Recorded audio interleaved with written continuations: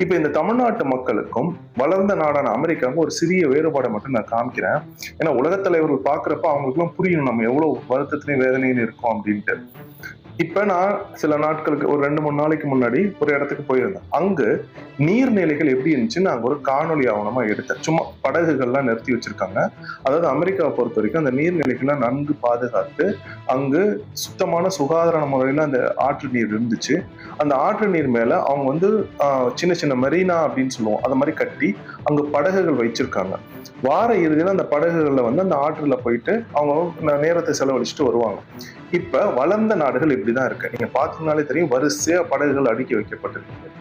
நம்ம ஊர்ல அதுக்கு முன்னாடி நாள் ஒரு காணொளி ஒண்ணு வந்துச்சு. அத நான் உங்களுக்கு காமிக்கிறேன்.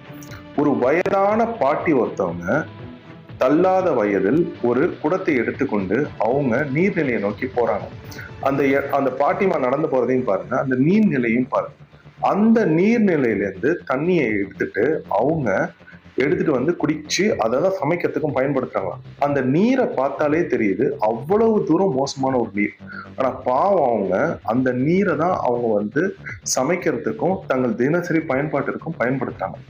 இது வளர்ந்த நாடா? இப்ப நான் காண்கிற தமிழ்நாட்டுல அந்த நீர்நிலையை போய் தேடி போற பாட்டி வளர்ந்த நாடா, இல்ல அமெரிக்கால நீர்நிலைகளை பாதுகாத்து படகுகள் வச்சு விடுறாங்களே இது வளர்ந்த நாடா?